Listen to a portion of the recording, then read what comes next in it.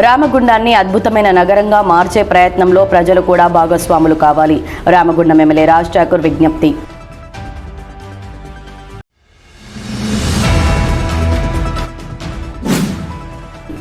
కాంగ్రెస్ ప్రభుత్వంలో సింగరేణి సంస్థను నిర్వీర్యం చేసే కుట్రలు చేస్తున్నారు.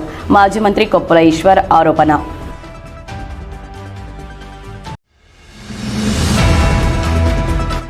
ఎన్టీపీసీ విద్యుత్ ప్లాంట్ ముందు కార్మిక సంఘాల జేఏసీ ఆధ్వర్యంలో కాంట్రాక్ట్ కార్మికుల ఆందోళన. కేటీఆర్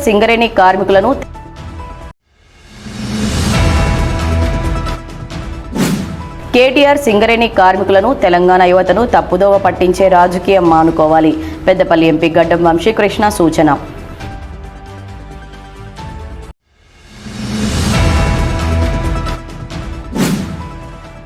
ప్రభుత్వ నిబంధనలకు విరుద్ధంగా ప్రైవేట్ కార్పొరేట్ పాఠశాల యాజమాన్యాలు పాఠ్య పుస్తకాలు అమ్మితే ప్రత్యక్ష పోరాటాలకు దిగుతాం.